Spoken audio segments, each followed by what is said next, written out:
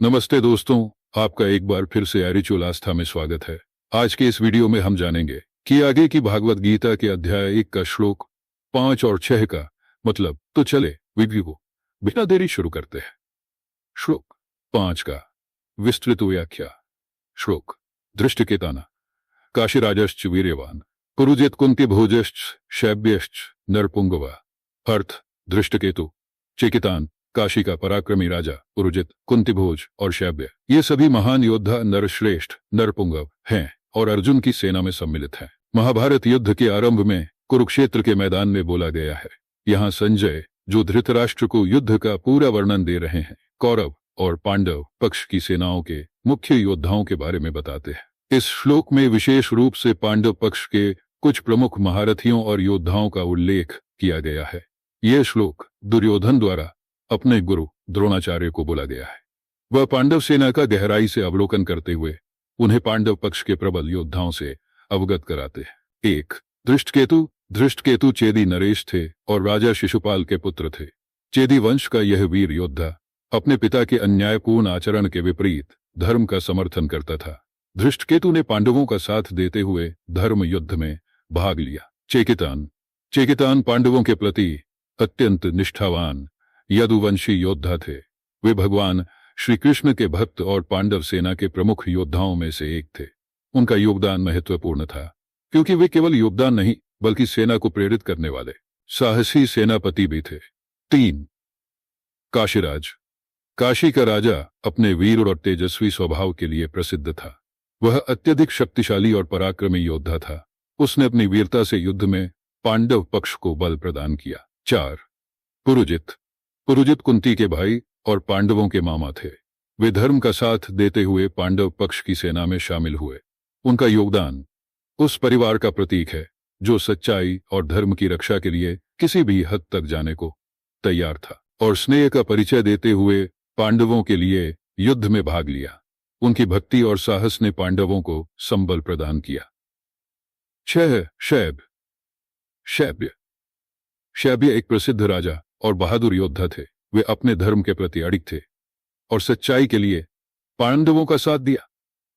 महाभारत में उनकी गिनती सम्मानित और बलशाली योद्धाओं में होती है। श्लोक में वर्णित पात्रों का भावात्मक और सांकेतिक महत्व। इस श्लोक में जिन योद्धाओं का उल्लेख किया गया है वे केवल योद्धा नहीं थे बल्कि वे धर्म और सच्चाई के प्रतीक भी थे। महाभारत का यह युद्ध केवल दो पक्षों के बीच का युद्ध नहीं था बल्कि यह धर्म और अधर्म के बीच का संघर्ष था। धृष्टकेतु धर्म और न्याय के प्रति अडिगता, चेकितान निष्ठा और भक्ति, काशीराज सत्य के लिए शक्ति का प्रयोग, पुरुजित परिवार के लिए त्याग और समर्पण, कुंतीभोज पारिवारिक कर्तव्यों की रक्षा, शैब्य साहस और शौर्य। इन सभी ने मिलकर पांडव सेना को मजबूती प्रदान की और उनके युद्ध प्रयासों में महत्वपूर्ण योगदान दिया। धर्म के प्रति समर्पण भी उतने ही महत्वपूर्ण होते हैं। पांडव पक्ष के सभी योद्धा केवल बाहुबल से ही महान नहीं थे बल्कि वे अपने विचारों और मूल्यों के लिए भी खड़े थे। यह श्लोक सिखाता है धर्म की रक्षा के लिए अपने सभी संसाधनों को जुटाना चाहिए। एक साथ मिलकर काम करने से कुछ बड़ी मुश्किलों को भी हल किया जा सकता है। निष्ठा और भक्ति कभी व्यर्थ नहीं जाती। श्लोक के संदर्भ में प्रेरणा धृष्टकेतु की तरह साहस, चेकितान की तरह निष्ठा और कुंतीभोज की तरह त्याग होना चाहिए। निष्कर्ष, महाभारत के इस अध्याय का यह श्लोक केवल एक कथा नहीं बल्कि मानव जीवन के लिए प्रेरणा का स्रोत है।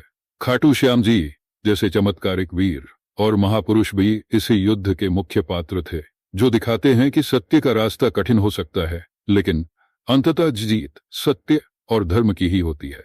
श्लोक 6 युधामन्युश्च विक्रांत उत्तमौजाश्च वीर्यवान सौभद्रो द्रौपदेयाश्च सर्व एव महारथा। अर्थ युधामन्यु उत्तमौजा जैसे पराक्रमी और वीर्यवान योद्धा, अभिमन्यु सौभद्र जो सुभद्रा के पुत्र हैं और पांचों द्रौपदी के पुत्र ये सभी महारथी हैं और युद्ध में महान पराक्रम दिखाने वाले योद्धा है। पृष्ठभूमि और संदर्भ, महाभारत युद्ध का आरंभ हो चुका है और इस श्लोक में दुर्योधन पांडव पक्ष के सैनिकों की एक सूची प्रस्तुत कर रहा है। यहाँ वह विशेष रूप से उन योद्धाओं को पहचान कर अपने गुरु द्रोणाचार्य को उनकी वीरता और युद्ध कौशल के बारे में बताता है।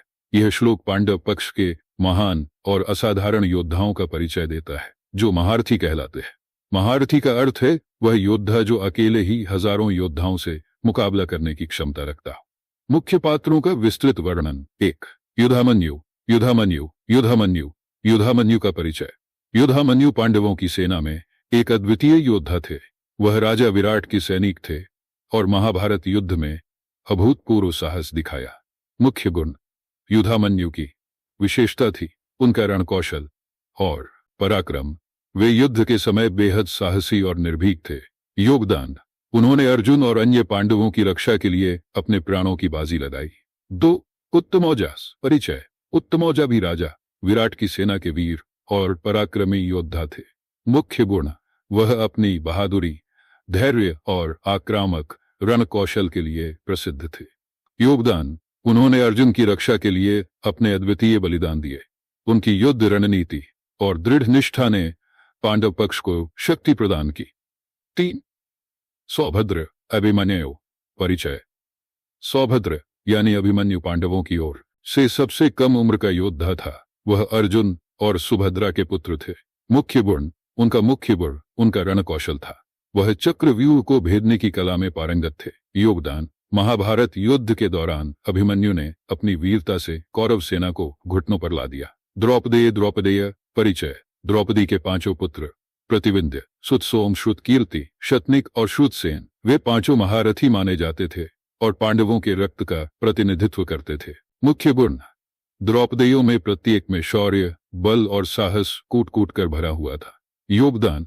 उन्होंने अपने दादा भीष्म और अन्य महारथियों के सामने युद्ध में अपनी उत्कृष्टता दिखाने का प्रयास किया। द्रौपदी के पुत्र होने के नाते उनका मुख्य लक्ष्य कौरवों के अन्याय और अधर्म का अंत करना था। श्लोक के पात्रों का सांकेतिक महत्व। महाभारत का यह श्लोक केवल योद्धाओं की गिनती नहीं है, बल्कि यह उनके कर्तव्यों, गुणों और आदर्शों को सामने लाने का प्रयास करता है। युधामन्यु और उत्तमौजा धैर्य और समर्पण के प्रतीक हैं। अभिमन्यु का बलिदान युवाओं के साहस और उनके बलिदान की महत्ता को दर्शाता है। द्रौपदी अपने पिताओं की लड़ाई लड़ते हुए पारिवारिक मूल्यों और न्याय का प्रतिनिधित्व करते हैं। यह श्लोक सिखाता है कि किसी भी युद्ध में एकता और कर्तव्य निष्ठा का कितना बड़ा होता है। दार्शनिक दृष्टिकोण। इस श्लोक से हमें निम्नलिखित बातें सीखने को मिलती है। धर्म और अधर्म की लड़ाई में कर्तव्य सर्वोपरि है।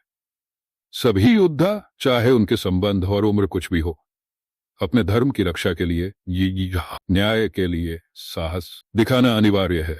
अभिमन्यु का चक्रव्यूह भेदन और द्रौपदियों की वीरता इस बात का प्रमाण है कि कठिनाइयों के बावजूद सत्य का पक्ष लेना चाहिए। टीम वर्क और परस्पर समर्थन। युधामन्यु और उत्तमौजा ने अपनी शक्ति और निष्ठा से अपने साथी योद्धाओं का साथ दिया। यह सिखाता है कि एकजुटता किसी भी चुनौती को परास्त कर सकती है। इस श्लोक से प्रेरणा। हमें जीवन में आने वाली चुनौतियों का सामना वीरता और निष्ठा से करना चाहिए। कठिन परिस्थितियों में अपने धर्म और सत्य के प्रति सच्चाई बनाए रखना ही सबसे बड़ी जीत है। जैसे अभिमन्यु को प्रेरणा लेनी चाहिए कि मेहनत, साहस और दृढ़ संकल्प के साथ हर कठिनाई पर विजय प्राप्त की जा सकती है। निष्कर्ष। यह श्लोक केवल महाभारत युद्ध के योद्धाओं का विवरण भर नहीं है, बल्कि यह हमें धैर्य, वीरता और कर्तव्य निष्ठा का मूल्य समझाने वाला एक अमूल्य पाठ है। युधामन्यु, उत्तमौजा, अभिमन्यु और द्रौपदी हमें यह संदेश देते हैं कि जब हम सच्चाई और न्याय के मार्ग पर चलते हैं, तब किसी भी बाधा को पार कर सकते हैं। दोस्तों, कैसी लगी जानकारी? वीडियो अच्छी लगी होगी तो वीडियो को लाइक करें और चैनल पर नए होंगे तो चैनल को सब्सक्राइब करें। मिलते हैं अगले भाग में भगवती गीता के अध्याय 7 और 8 का मतलब समझने के लिए वीडियो में अंत तक बने रहने के लिए धन्यवाद। जय श्री कृष्णा।